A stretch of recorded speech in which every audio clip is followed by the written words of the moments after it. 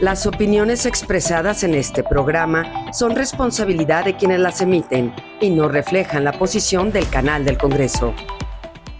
Bienvenidos a En Comunicación, este espacio donde los jóvenes y los especialistas tienen algo en común, el diálogo. Mi nombre es Luisa Fernanda Rodríguez. Y yo soy Constanza Ramírez. Hoy hablaremos de inclusión y accesibilidad. Seguramente todos hemos escuchado estas palabras, pero ¿te has preguntado si nuestras calles, escuelas, edificios o el transporte público realmente están pensados para todas las personas? La accesibilidad no solo significa hacer una rampa, también implica eliminar barreras para que cualquier persona pueda estudiar, trabajar, trasladarse o simplemente disfrutar de un espacio público en igualdad de condiciones. Por eso hoy queremos reflexionar sobre qué significa construir una sociedad más incluyente y qué retos aún enfrentamos en México. Así que si tú quieres saber más sobre este tema y quiénes son nuestros invitados, pues quédate con nosotras porque estás en Comunicación y esta también es tu conversación.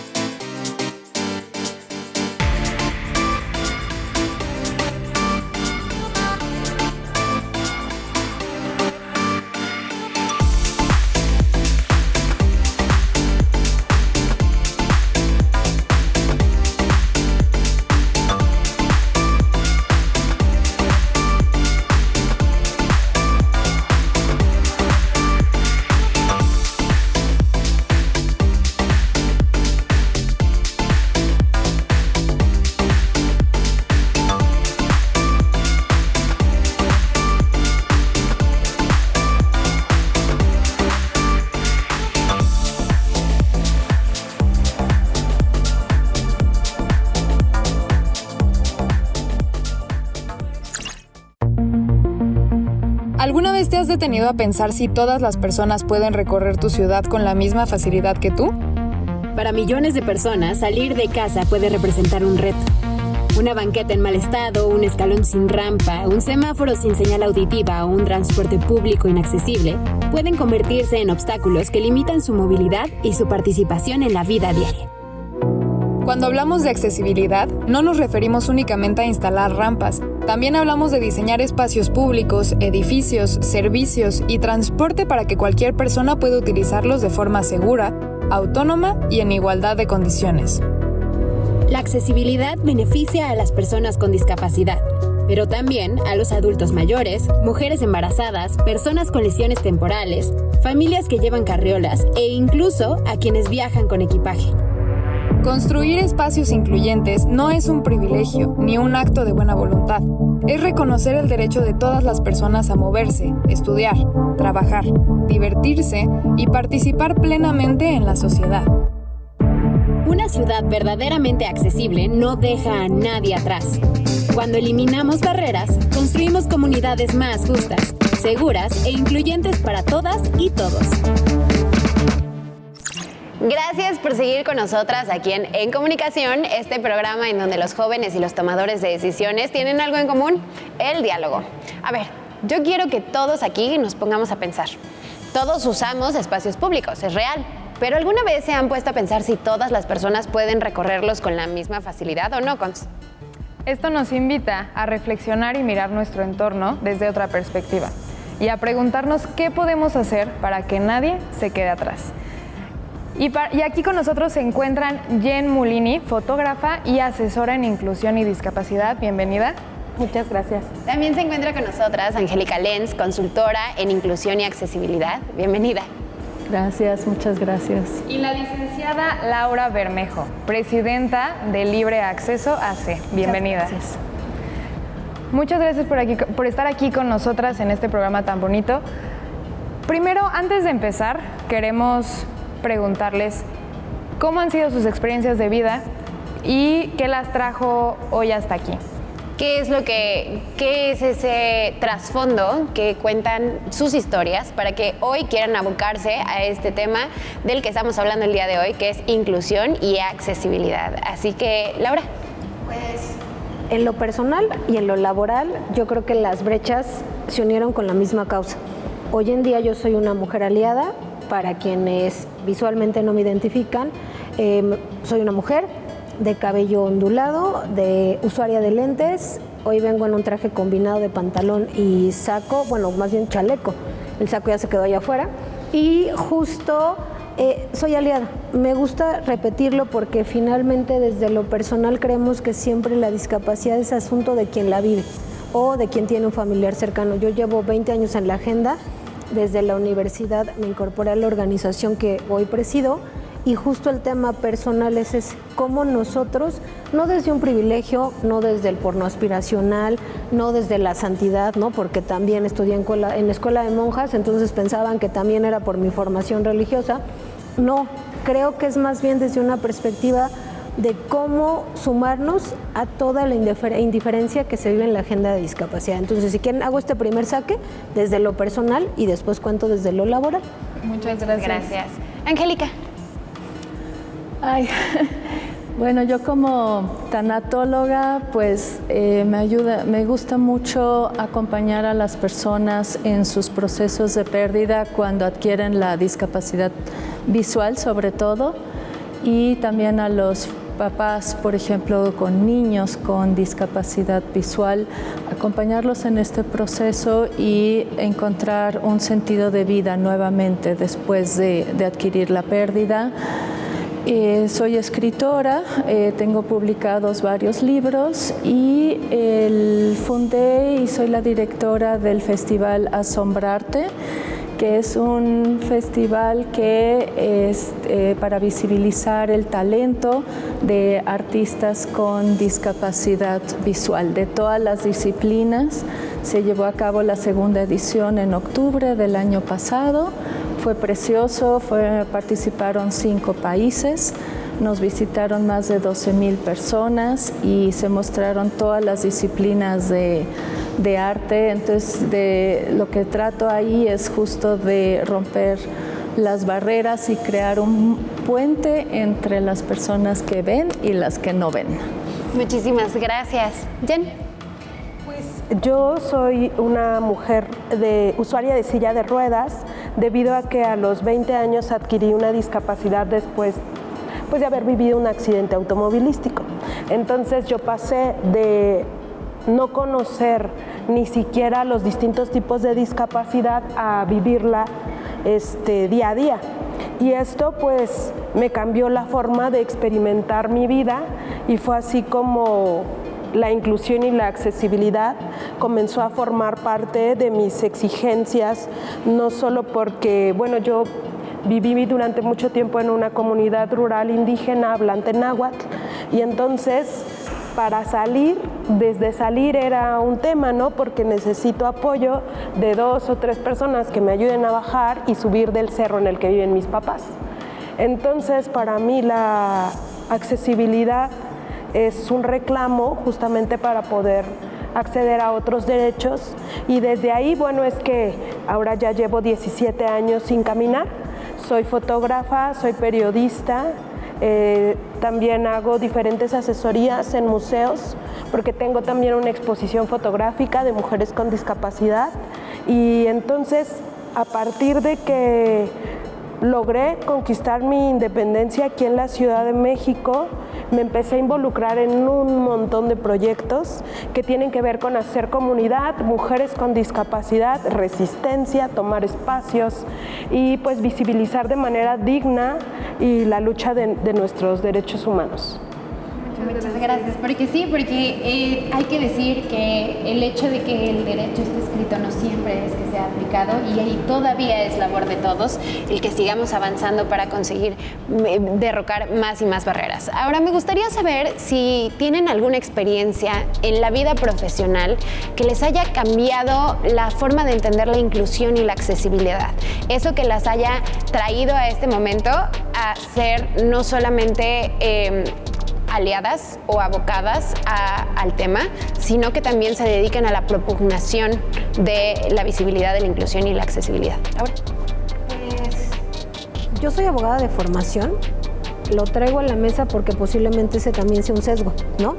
De no etiquetemos a los abogados como siempre pelea, pero creo que siempre desde la perspectiva de buscar cumplir la ley, ¿no? De que si ya está, ¿cómo lograr hacerla?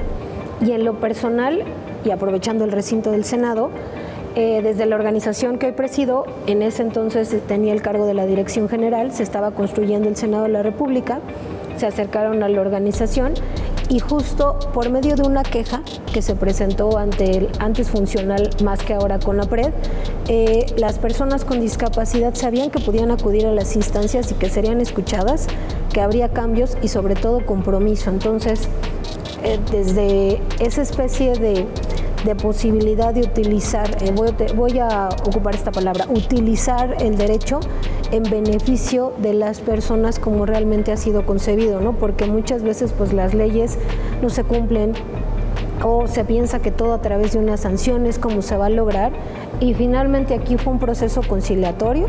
En ese entonces, bajo la administración y la legislatura correspondiente, les estoy hablando hace más de 15 años, justo, y esos son ejemplos que puedo trasladar al día a día, ¿no? Es representativo cómo se lograron los ajustes y que hoy podamos compartir esta mesa donde seguramente Jen llegó con una movilidad de acuerdo a las necesidades de requerimientos de accesibilidad que no nos diferenciaron la posibilidad de estar aquí.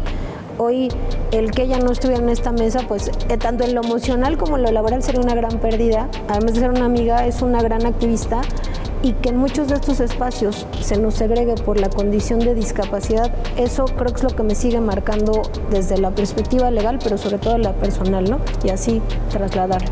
Muchas gracias. Gracias. Angélica.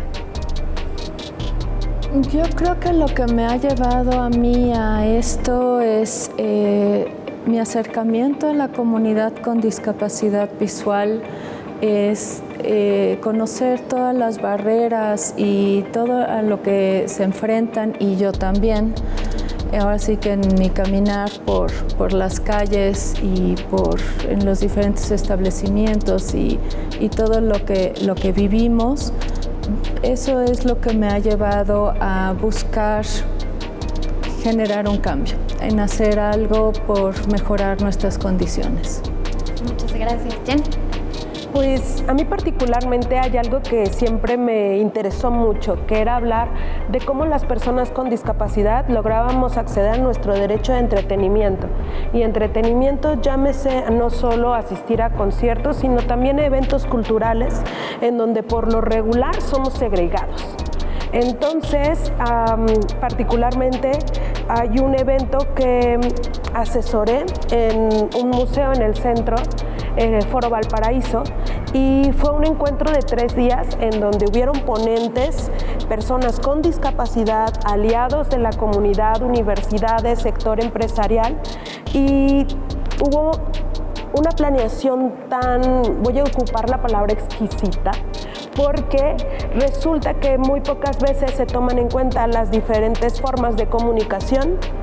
Y entonces lo que hicimos fue un abanico de posibilidades para que tanto las personas ciegas, las personas sordas, las personas con discapacidad intelectual, psicosocial, al menos tuvieran un espacio en donde como que bajarle al ritmo y decir, me voy a regular, ¿no? O sea, tuvimos un montón de medidas de accesibilidad, y que yo llamo exquisitas con este atrevimiento, porque la mayoría de los espacios no son planeados para que todas las personas con distintas condiciones de discapacidad realmente podamos ser no solo escuchas, sino partícipes. Y entonces esa ha sido como la forma en la que yo y el equipo con el que trabajo hemos estado impulsando que más espacios tomen en cuenta la diversidad, y eso pues compartir desde las diferencias. Muchas gracias. Cuando estamos hablando de accesibilidad, muchas personas piensan que únicamente es hacer una rampa o solo para las personas que utilizan silla de ruedas. Pero, ¿qué significa realmente que un espacio sea accesible para todas y todos? Bien, pienso que un lugar que es accesible nos da la bienvenida desde la entrada. Es decir, que yo no tenga que recorrer un espacio, entrar por la cocina, para lograr llegar al mismo lugar en que todas las personas están, ¿no? Creo que la bienvenida de un espacio tiene que ver también con el tipo de comunicación que se tiene. Por ejemplo, si invitamos a una persona sorda que no haya una interpretación en lengua de señas mexicana certificada, es pues una falta de accesibilidad, ¿no? O que hayan situaciones sumamente visuales que formen parte importantísima del discurso y que no estén descritas o no tengan una audiodescripción para las personas con discapacidad visual, también es una forma de discriminación. Entonces, creo que es necesario tomar en cuenta que cada discapacidad tiene diferentes medidas de accesibilidad y que no todas son la misma. Por ejemplo, la discapacidad auditiva no solo es la interpretación en lengua de señas. En este evento que les contaba tuvimos subtitulaje en tiempo real. ¿Por qué? Porque a veces hay personas con hipoacusia que no utilizan la lengua de señas, pero sí la lectura de los subtítulos. Entonces, es importante entender el abanico de oportunidades de accesibilidad que también podemos nosotros aportar. Muchísimas gracias, Jen. Yo quiero saber qué diferencia hay entre ser incluyentes y simplemente cumplir con ciertos requisitos de infraestructura, porque pues para quienes no vivimos con una discapacidad muchas veces no es tan notorio cuando no existen estas regulaciones. Entonces, ¿qué podría leerse como lo necesario para que la infraestructura sea accesible e incluyente? Laura.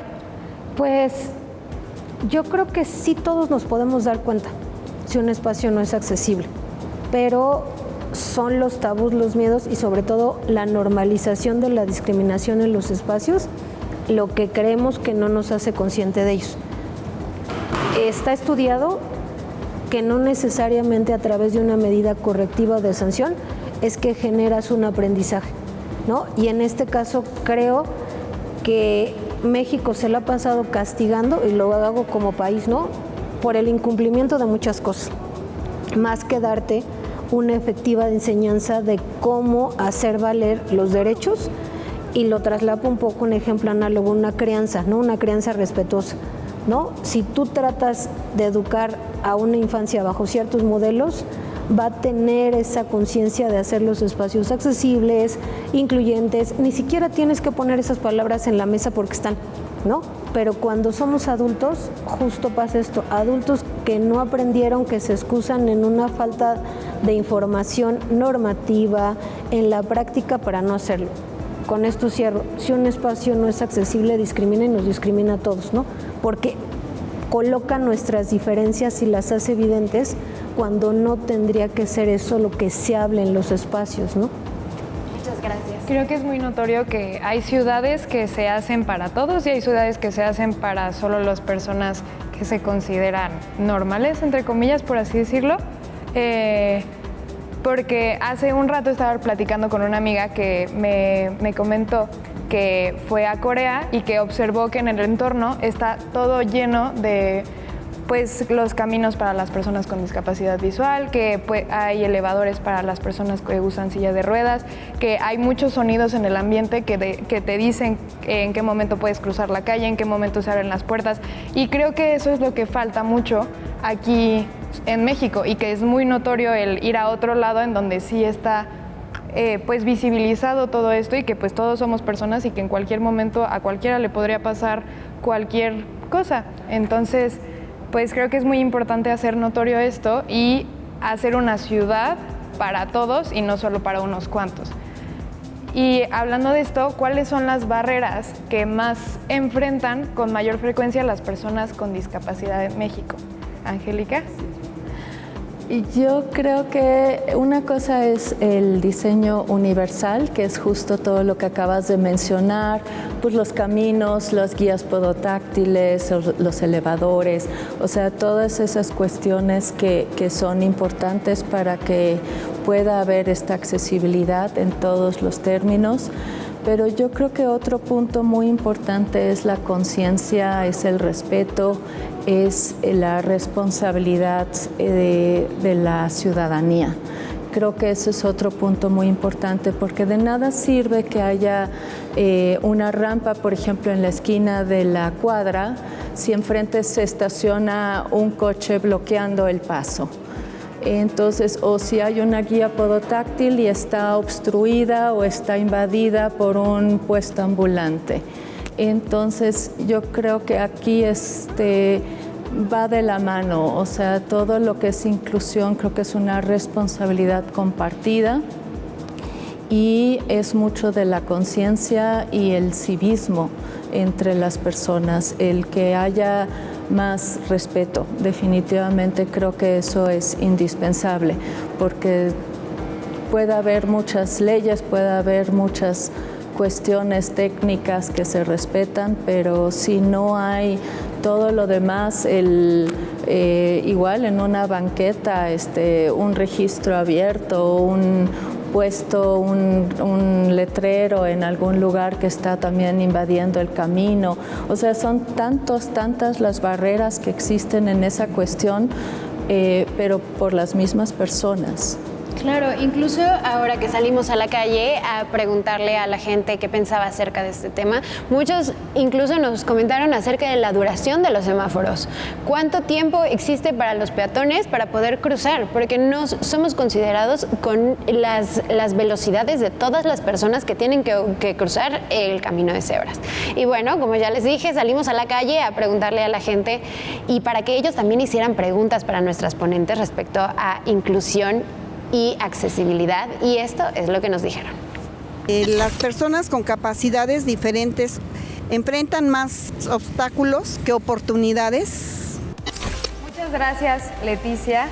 Jen, ¿quieres contestar?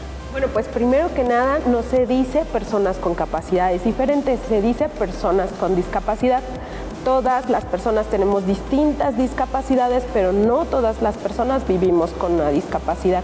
Y pues más allá de enfrentar más o menos obstáculos, es que pues realmente son diferentes los obstáculos a los que nos enfrentamos y tienen que ver mucho no solo con la accesibilidad del espacio, sino también con la actitud de las personas.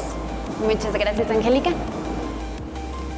Yo creo que sí, definitivamente, como dice Jen, es la actitud la que marca, luego hacen más barreras. Claro. Sí. Laura. Híjole, ahí está complejo, pero va desde quienes somos aliados y no efectivos aliados. ¿En qué sentido? ¿Quién construye esas barreras? ¿Quién construye esa infraestructura? ¿Quién diseña? ¿Quién genera? Pues la misma sociedad, que no abandone este modelo de no querer incluir a las personas, porque son sesgos, ideas muy arraigadas donde la perspectiva de la discapacidad sigue siendo desde una perspectiva médica, ¿no? ¿Quién construye un puente con diseño de escaleras? ¿No? Entonces ahí se vuelve una barrera, ¿no? Hablamos de cosas que no llegaron de manera instantánea a los espacios, sino personas que al concebir los espacios, la comunicación, los transportes, de manera real no visibilizan a las personas con discapacidad. Si no hay un transporte accesible, no quiere decir que la persona no va a llegar al transporte. El problema es pelearse por un espacio donde incluso puede estar invadido por personas que se les hace más cómodo utilizar ese espacio que dejarlo libre para que alguien lo utilice, porque las dimensiones están diseñadas con ciertas características. Entonces, creo que es devolvernos como sociedad la responsabilidad que de nueva cuenta seguimos depositando en quien vive con una discapacidad y no asumir lo que nos toca a quienes hoy en día diseñamos, construimos, implementamos, atendemos, entre otras cosas. No, atención desde el servicio, ahí lo dejo. Ahorita que estabas comentando eso, me puse a pensar justo que hay a veces empresas en las que solo cumplen por cumplir. Tenemos que poner esto y lo ponen porque lo tienen. Ajá, pero no lo hacen conscientemente de esta rampa va a ser suficiente para que esta persona pueda subir correctamente, sino que a veces siento que las hacen muy inclinadas, o luego los caminos que hacen para los las guías podotáctiles, muchas gracias. Tampoco a veces llegan bien a la salida y solamente te dan la vuelta por alrededor de un parque o algo así. Entonces siento que pues justo no hacer estas cosas por cumplir nada más, sino que sí se hagan conscientemente para todos. Claro, y conscientemente el uso de que hay que respetar para quienes están hechas, ¿no? O sea, también hay que respetar. Justamente hablaba Angélica de que hay un puesto ambulante encima de las guías, ¿no? tenemos que ser conscientes como sociedad de que estos están hechos para el uso específico de alguien que lo necesita. Y pues creo que hay una pregunta más de nuestro público, así que quiero invitar a Rodrigo Álvarez a que la haga. ¿Qué podrían realizar las instancias públicas para mejorar la movilidad de todas las personas? Muchas gracias, Rodrigo, por tu pregunta. Angélica. Yo creo que hay mucho que hacer, mucho que falta todavía. Por ejemplo, vemos las estaciones del metro, luego hay elevadores que no están funcionando, las escaleras que incluso están rotas, hay lugares donde no hay barandales, entonces de ahí ya hay mucho que hacer. Justo el que haya más guías podotáctiles, que estén despejadas, que las rampas tengan la inclinación necesaria, y no solo es para usuarios de silla de ruedas, o sea, también es para carriolas, para personas lisiadas, para de la tercera edad, de la tercera edad, de gente que está transportando, moviendo productos con el diablito, o sea, es para muchas cosas, pero a mí, por ejemplo, me gusta mucho usar la rampa cuando es de bajada en vez de escaleras, y ciertamente pienso mucho en los usuarios de silla de ruedas, que luego las inclinaciones están de miedo. Entonces sí, hay mucho que hacer en cuanto a las instancias y los semáforos. Hay muy pocos semáforos sonoros, o sea, falta mucho que hacer. Y además todo está centralizado. Creo que corremos con esta suerte en la Ciudad de México de que las colonias, mientras más cercanas al centro y a la zona turística, más habilitadas están para el acceso a todas las personas. Pero conforme vamos expandiéndonos a lo largo del país, nos vamos viendo con más falta de estos recursos. Jen. Pues más allá justo de las rampas que parecen trampas, porque muchas veces es eso, creo que es también muy importante no solo ver cómo nos movemos en el espacio, sino cómo hacemos efectivas que estas instituciones logren los objetivos con trámites accesibles. Porque hay un montón de situaciones que nos vulneran, y sobre todo a las mujeres con discapacidad que vivimos diferentes tipos de violencias. Interponer una denuncia es una situación muy compleja, una denuncia de cualquier tipo de violencia, y lamentablemente no hay las herramientas para tener un seguimiento accesible e incluyente, sino todo lo contrario. Entonces, yo también haría como esta aportación, no solo es que podamos movernos dentro de los espacios, sino que podamos hacer efectivo el uso de nuestros derechos al interponer denuncias, quejas, que se les dé seguimiento, que alguien nos atienda de manera digna, porque muchas veces se cuestiona cómo una mujer con discapacidad va a hacer cierta cosa, y entonces no hay un seguimiento serio, profesional, y que también sea tomado en cuenta no solo con una perspectiva de género, sino también con una perspectiva de discapacidad. Claro. Muchísimas gracias, Jen. Laura. Pues devolver también la responsabilidad en muchos procesos, como es las políticas públicas, o sea, porque finalmente creo que estas últimas administraciones nos ha acompañado más el modelo de asistencia, o sea, pensar es importante, es necesario, es muy válido para ciertas personas, pero el creer que con cierto estímulo económico que llega a tu casa se van a resolver todas las necesidades que están afuera, es no entender que como sociedad seguimos fallando en la agenda de discapacidad. También la contratación de personas con discapacidad, ¿no? Porque se piensa más desde la perspectiva de usuarios, de público que va a llegar ahí, pero ¿por qué no pensar en los directores de ciertos espacios como personas con discapacidad? Otro tema también importante, la consulta, ¿no? Si bien quienes tenemos años trabajando en el tema podemos tener una formación profesional, es prioridad escuchar a las personas con discapacidad. No puedo suponer, pensar o interpretar, al contrario, tengo que preguntar y complementar, que es el trabajo que hacemos, por ejemplo, en la organización. Personas con y sin discapacidad, que rotemos la agenda, ¿no? Y no decidir por ellas, ese también es otro tema central. Muchas gracias. Ahora, ¿qué creen que es más difícil de cambiar? ¿La infraestructura de una ciudad o la forma en la que pensamos como sociedad?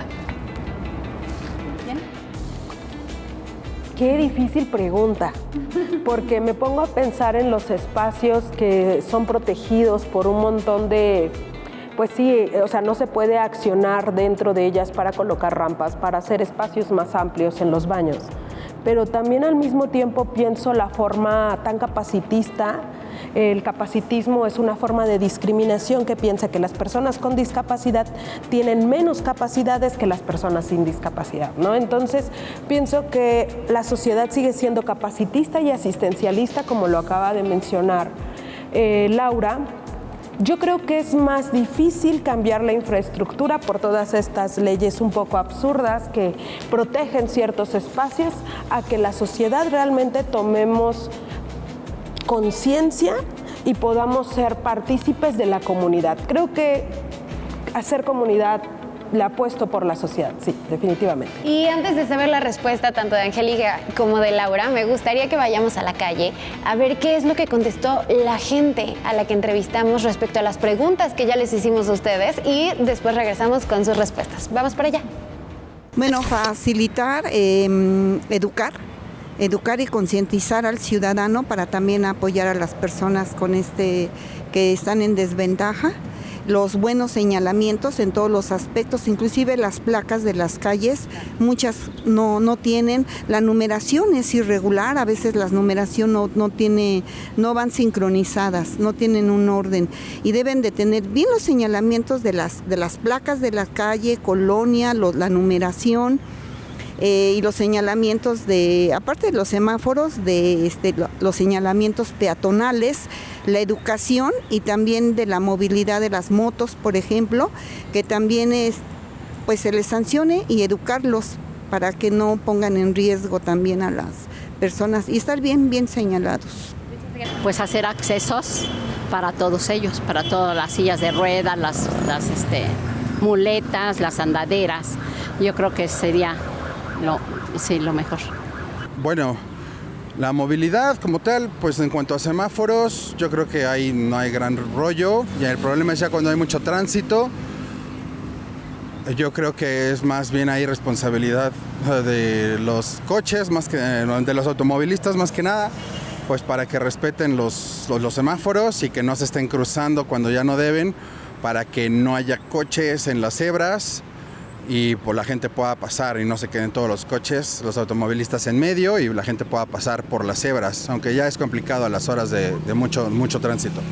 Creo que primero difundir todo lo que ya existe y después pues hacer un plan de acción, ¿no? De implementar en otros lugares, en otros sitios, ya todo este tema de movilidad. Bueno, establecer políticas públicas en materia de justicia social, que sería en este caso establecer mejores lugares para que la gente se desarrolle mejor. Por ejemplo, las ciclovías están muy cerca de las rampas de uso de las personas con discapacidades diferentes, ¿no? Claro. Los semáforos deberían de estar más regulados en el sentido de que les permita más acceso y traslado de lugar a lugar. Poner más rampas, dejar más tiempo en los semáforos. Pues yo creo que también podría servir mucho tener apoyo en la que son los semáforos para ese tipo de discapacidades. Pues a lo mejor sí tener más capacitación para todo el lenguaje que existe para las personas discapacitadas, como braille, incluso un lenguaje más universal para que la gente entienda. Primero se tiene que hacer un estudio concienzudo por cada alcaldía para revisar que en cada esquina estén las condiciones propicias para estas personas. Primero es eso, como garantizar que lo que ya existe esté libre, y lo segundo, creo que sería importante que no solo se vea como las discapacidades más comunes, ¿no? Ahorita mencionaba como la silla de ruedas. También necesitamos a lo mejor para las personas invidentes, esos semáforos que a lo mejor son con sonidos, que también nos llevaría a que tenemos que reducir el sonido ambiental, ¿no? Porque si no tampoco funcionaría, pero sí hay como que incluir a todos, no solo a las más grandes estadísticas. Muchas gracias a todas aquellas personas que se sumaron a este sondeo que hicimos en las calles de la Ciudad de México para hablar acerca de inclusión y accesibilidad. Y yo sé que tenemos una pregunta en el tintero, pero te voy a invitar a que te quedes con nosotras para que más adelante escuches a nuestros ponentes responderla. Así que te invito a que te quedes aquí en Comunicación, porque esta también es tu conversación.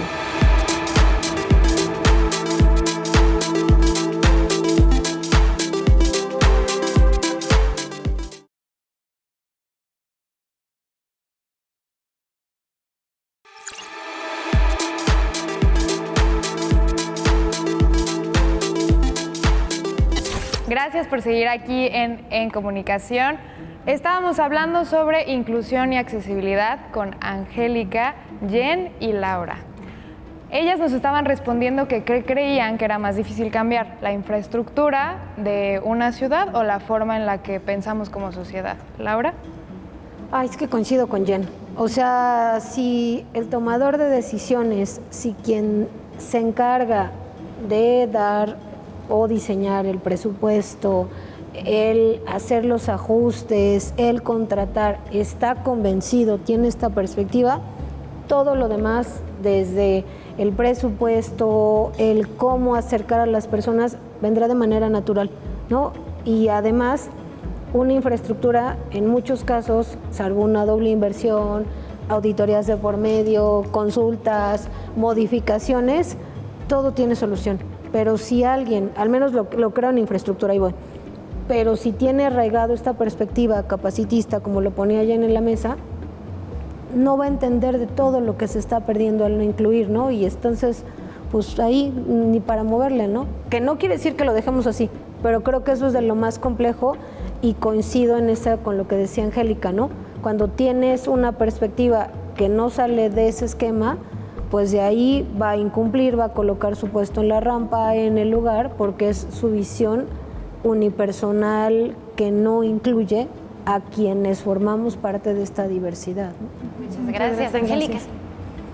Yo coincido con Jen y con Laura y creo que es algo que tiene que ir de la mano. O sea, por un lado sí tiene que trabajarse en la infraestructura con la consultoría adecuada, hay especialistas como lo es Laura, justo con su asociación, donde apoyan para que todo se haga de la manera como debe de ser, correcta.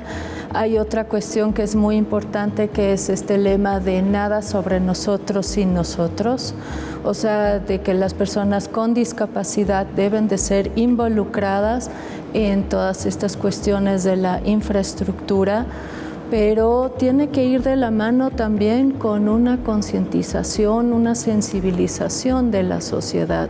O sea, tiene que, a mi pensar, tiene que ir en paralelo, porque una sin la otra no va a traer mejorías. Claro, y me gustaría agregar aquí un punto que creo que no hemos tocado, y es el factor educación, ¿no? Creo que para poder hablar de inclusión y accesibilidad, también tenemos que hablar de la posibilidad de empezar a inculcar desde los niveles más bajos de educación el que estas medidas sean tomadas, ¿no? Empezar a hablar acerca que se enseñe LSM en las escuelas, o que tal vez, aunque sea lo básico, pero eso también nos va a poder ayudar a que nosotros como sociedad podamos ser un poco más amplios a la hora de relacionarnos entre nosotros con personas con o sin discapacidad.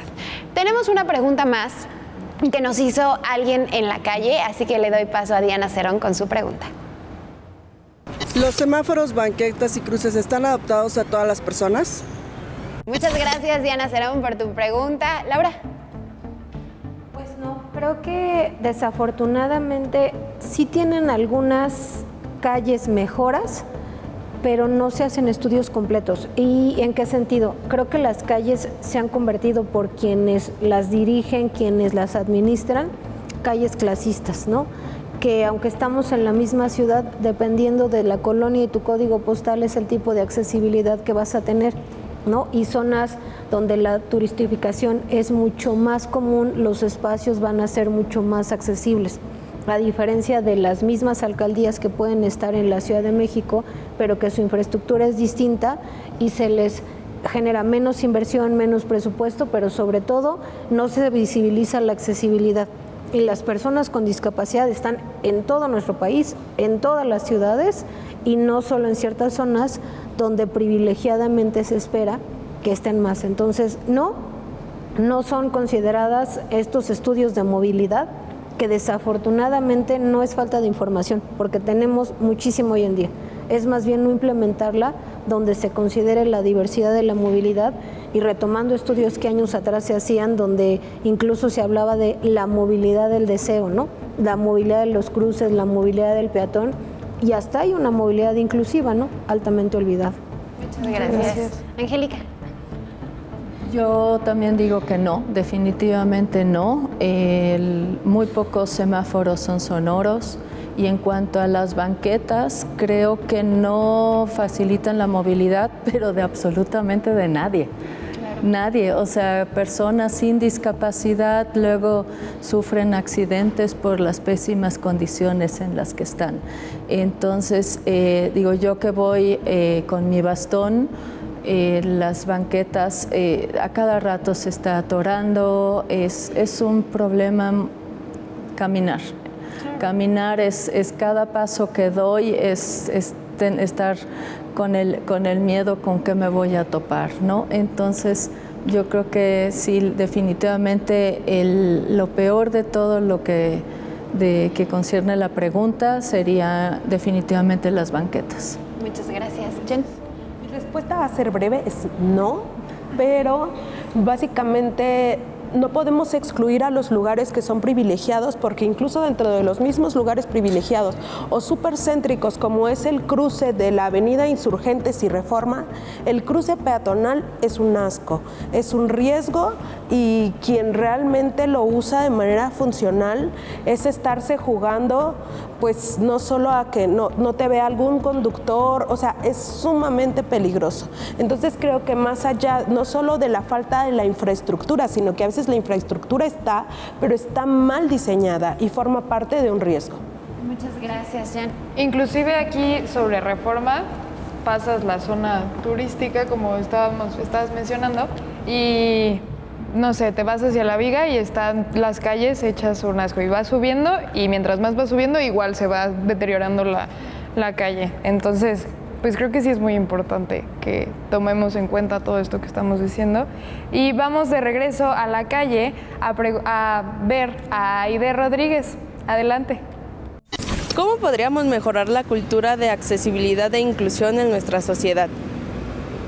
Muchas gracias, Aide Rodríguez, por tu pregunta que justamente se hizo en el cruce de Insurgentes con Reforma. Y bueno, esta pregunta que habla justamente acerca de qué podemos hacer como sociedad para asegurar la accesibilidad y la inclusión. Y ya hablamos un poquito de lo que podemos hacer como conciencia, ¿no? Como conciencia de sociedad. También hablamos un poco de la educación. Pero ¿qué creen ustedes que podríamos realizar? Jen. Pues yo creo que dos cosas. Una de ellas es hacer comunidad. O sea, sin hacer comunidad no podemos experimentar o saber qué es lo que aqueja a las demás personas. Solo cuando hacemos comunidad y tenemos situaciones y experiencias en común es cuando genuinamente podemos actuar al respecto porque entendemos el contexto.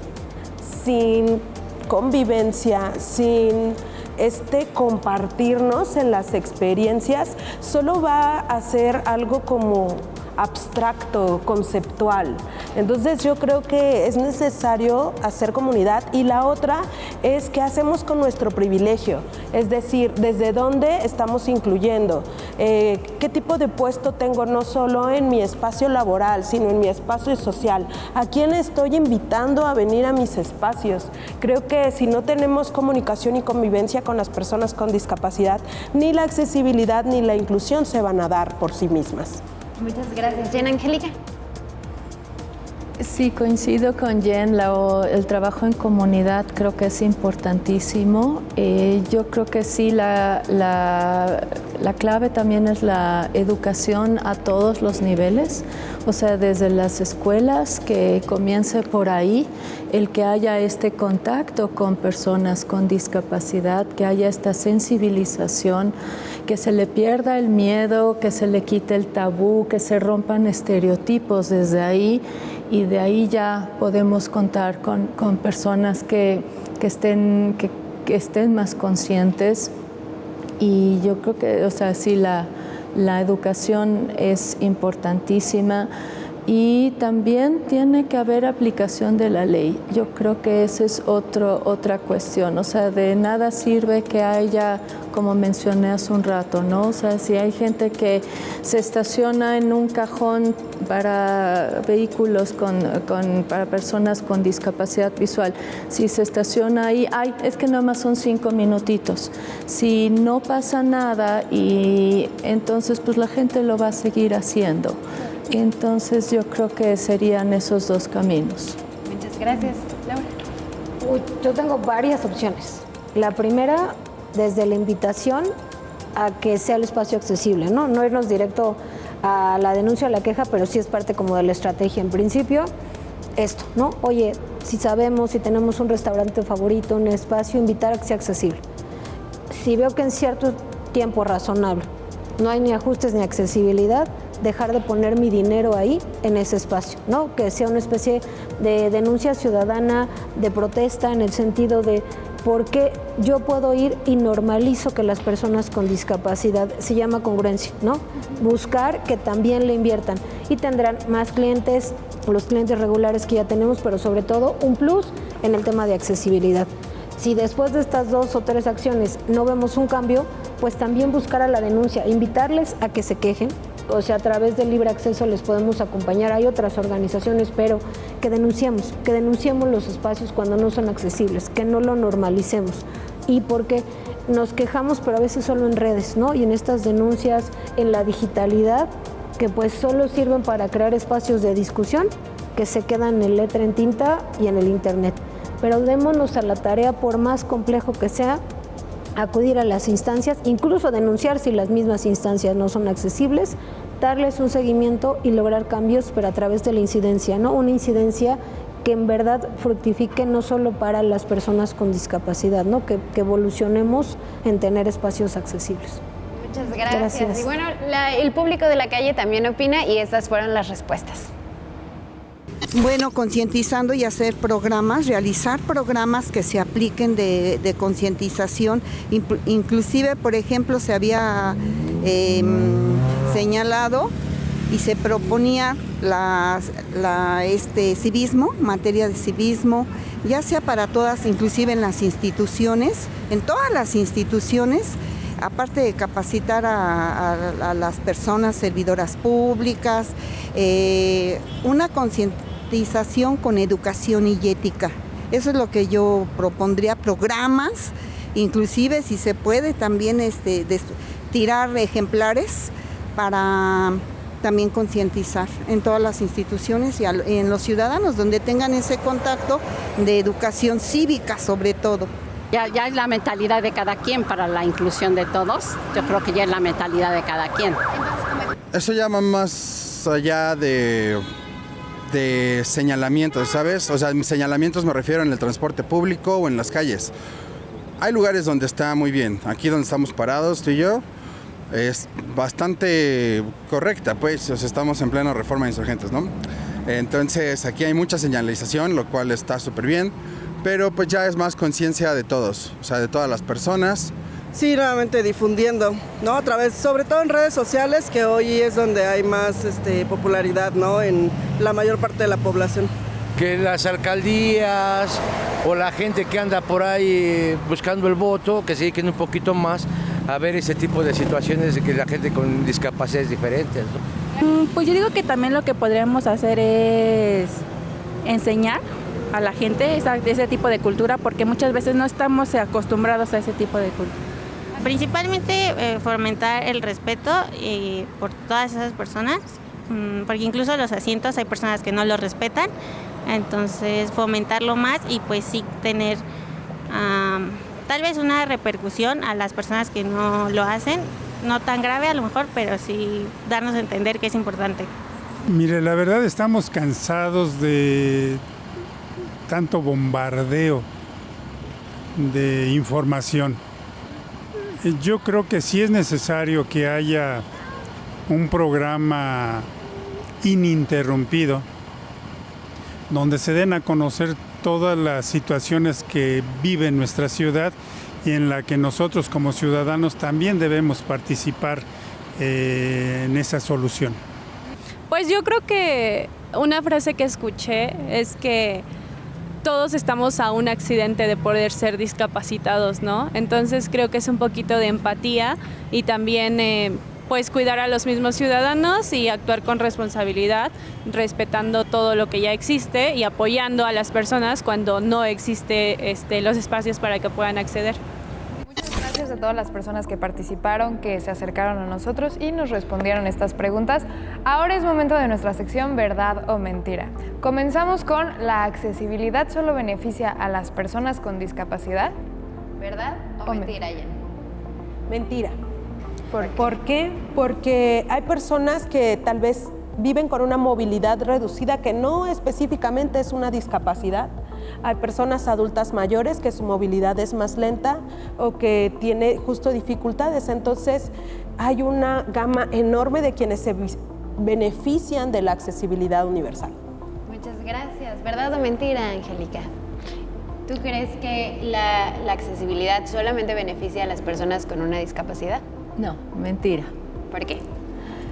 Por lo mismo, sí hay personas que también se benefician de eso por justo personas de adultos mayores, personas con niños, por muchas necesidades. Hay personas que a lo mejor viven con mucho dolor o con ciertas lesiones que físicamente no se detectan, pero que también requieren este tipo de accesibilidad.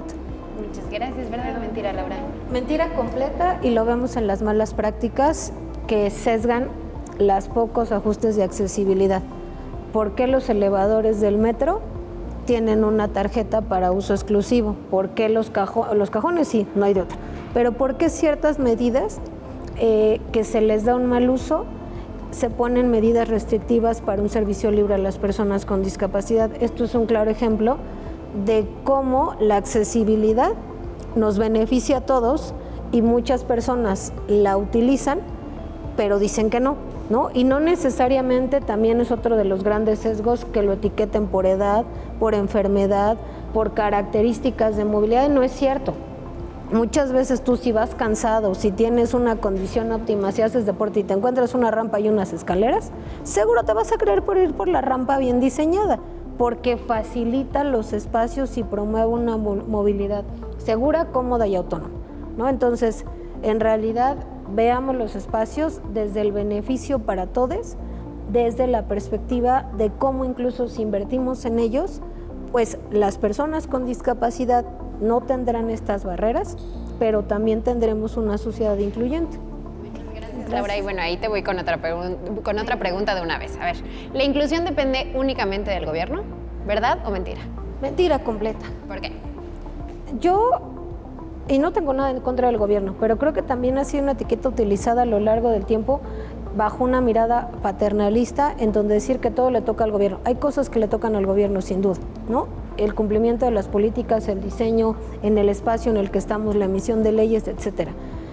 Pero desde mi espacio, desde mi ciudadanía, desde mi persona, puedo hacer y generar ciertos cambios, ¿no? E incluso hasta con los tomadores de decisiones, cuando yo como persona, en la comunidad, en las organizaciones, vea que no hay un cambio, ya recurrir a ese espacio que sería el gobierno. Pero si yo desde mi casa la diseño accesible, desde mi negocio lo genero accesible, busco escuelas inclusivas, promuevo desde mi organización, el cambio lo estamos promoviendo. A lo mejor es una visión muy utópica, pero pues llevo 20 años creyendo en ella, vengo 20 años practicándola, y aún sigo creyendo que la estructura de la unidad, sobre todo quienes estamos en organizaciones, pues hemos hecho mucho más de los cambios que los mismos tomadores de decisiones, ¿no? Somos quienes hemos llevado a las autoridades las propuestas, las consultas, las denuncias, incluso cómo deben emitir estas leyes, y ellos en este proceso pues solo lo cumplen, ¿no? Pero creo que nosotros debemos hacer el cambio, ¿no? Y no irlo delegando por ahí, te toca. A ver, Chen, ya te echaron la bolita. Es falso. Si bien el gobierno pues tiene obligaciones pendientes, creo que es importante entender que la sociedad desde el núcleo, o sea, desde la familia, es quien hace la invitación o cierra las puertas a la inclusión también. Desde el kinder, a quienes invitan, cómo están haciendo sus festejos, están invitando a todos los compañeritos o están segregando a alguien por vivir diferente. Creo que esto se hace desde el núcleo central que es la familia. Muchas gracias, Jen. Angélica. Sí, falso, y yo creo que también aquí implica al ámbito empresarial, al ámbito educativo, lo que es las escuelas también, y también el ámbito social. O sea, realmente la inclusión es una responsabilidad compartida. Y creo también una decisión, porque es una decisión el querer aprender, el querer capacitarse, el querer ayudar a los demás y de verdad generar un cambio en cómo vivimos nuestra vida desde personas aliadas y personas con discapacidad, ¿o no, Cons? Claro que sí, Luisa. De ahí nos vamos a la siguiente verdad o mentira. ¿Las personas con discapacidad siempre necesitan ayuda para realizar sus actividades? Angélica. No, es falso, porque realmente aprendemos a ser autónomos, o sea, siempre va a haber algunas situaciones en las que requerimos de apoyo, pero gracias a la rehabilitación y, bueno, en el caso de la discapacidad visual, podemos tener bastante autonomía y podemos hacer muchísimas cosas por nuestra cuenta. Y yo creo que por ahí también va esta regla de yo la considero una regla de oro, que cuando una persona se acerca a una persona con discapacidad para ofrecer la ayuda, siempre la pregunta debe de ser: ¿necesitas y quieres el apoyo? ¿Cómo te puedo apoyar? O sea, yo creo que por ahí va, porque hay veces que no requerimos el apoyo o ciertas ayudas. Muchas gracias. Jen. Pues yo pienso que es importante entender que si bien hay personas con discapacidades severas en las que necesitan cuidados permanentes, no es el 100% de las personas con discapacidad. Y entonces también es importante hacer el llamado al cuidado colectivo, más allá de pensar, bueno, yo le voy a ayudar, yo le voy a apoyar. Creo que tejiendo redes de cuidado colectivo es como podemos entender que los cuidados no son solo políticos, sino responsabilidad social, y que más allá justo de una situación de asistencia permanente, tiene que ver más bien con las diferentes dinámicas de cómo pues hacemos una tarea en conjunto, de cómo nos acompañamos, porque aunque yo vivo con una discapacidad motriz, a veces necesito apoyo en tareas que ni siquiera es porque yo no pueda hacer sola, sino más bien que prefiero hacerlas acompañada, ¿no? Entonces creo que hay que diferenciar mucho entre cuando no podemos físicamente realizar algo por nosotros mismos o cuando también está bonito poder decir, ok, yo te acompaño a hacer esto, ¿no? Entonces creo que apelaría justo a los cuidados colectivos más allá de un señalamiento de, híjole, sí, necesitan un montón de apoyo y tenemos como sociedad que apoyar o ayudar, sino más bien integrarnos genuinamente en estos cuidados colectivos que se sienten como este acompañamiento. Es que somos una comunidad, ¿no? Entonces tenemos que aprender a convivir como tal, como comunidad, y apoyarnos entre todos para cualquier tema. ¿Laura? Es que volver a sesgar las preguntas y separarnos en sí o no. Yo creo que por el hecho de ser personas, todas en algún momento necesitamos cierto tipo de apoyo, cierto tipo de ayuda, ¿no? Entonces pensamos que solo quien vive con una discapacidad naturalmente todo el tiempo para todas sus cosas requiere apoyo. La pregunta es, sí, yo en ocasiones necesito apoyo, no vivo con una discapacidad y vayamos con este aro protector, este aro maternalista de esta perspectiva de necesitan otro adulto que les cuide. Al contrario, vayamos construyendo espacios accesibles y de verdad ni siquiera hasta para subir un escalón nos va a decir me echas la mano, al contrario, ¿no? Libres por los espacios. Muchas gracias. Y bueno, estamos llegando al final de nuestro programa, así que me gustaría invitarlas a que en 60 segundos o menos nos den sus conclusiones respecto a este encuentro en el que platicamos acerca de inclusión y accesibilidad. Angélica. Yo creo que las ciudades reflejan los valores de quienes las habitan y creo que hay mucho todavía que hacer. inclusión creo que está en boca de muchos hoy en día. Falta como aplicarlo más y tener más empatía, más sensibilidad. En la medida que vamos a ir envejeciendo, todos vamos hacia allá. O sea, todos de alguna manera vamos a requerir más apoyo, más compañía, más ayudas. Entonces, y realmente nadie está exento a adquirir una discapacidad. En el caso de la discapacidad visual, el 80% es adquirida. Entonces, ahora sí que tener eso en cuenta y trabajar en conjunto como comunidad, con empatía, con conciencia, con responsabilidad compartida. Muchas gracias, Jen. Pues la inclusión y la accesibilidad sí o sí van de la mano. ¿Por qué? Porque la accesibilidad es ese derecho clave que nos abre y nos da acceso a todos los demás derechos, y entonces eso lleva de la mano a la inclusión. Y la inclusión es importante que la veamos como un acto social que se puede replicar en todos los espacios y que todas las personas debemos hacernos cargo de lo que nos toca en el tema justo de cómo ser inclusivos desde cualquier actividad o decisión que podamos tomar en cuenta la diversidad, porque pues solo así podemos enriquecer nuestra experiencia. Muchas gracias. Laura. Más aliados, dejar de normalizar la separación o la discriminación por vivir con una condición de discapacidad, ¿no? Eso sería clave. Hay información, sin duda, que se acerquen. Aquí vemos 3 mujeres, pero también afuera hay muchas más organizaciones que pueden acompañarles. O sea, hoy en día el buscarnos, el tener recursos, el tener alianzas, ya no es ir solos, y no podemos seguir consiguiendo espacios sin accesibilidad, pero sobre todo espacios sin las personas con discapacidad. Muchas gracias. Gracias, Constanza. Constanza Ramírez, por un programa más a mi lado. Gracias a ti, Luisa Fernanda Rodríguez. Gracias por aprenderte mi nombre, compañera. Y bueno, los invitamos a que vengan a vernos aquí al canal del Congreso todos los jueves a las 9 de la noche para que no se pierdan ninguna emisión de este programa, porque todas las semanas tenemos un tema nuevo. Muchas gracias de nuevo a ustedes por acompañarnos aquí. Y también los invitamos a seguirnos en nuestras redes sociales. Estamos como @Canal Congreso MX o Canal del Congreso México. Estamos como @LUURM_ Luisa, y yo estoy como @Constanza_RHDZ. Y bueno, si no nos queda nada más que decir, los invito a que sigamos en comunicación, porque esta también es tu conversación. Adiós.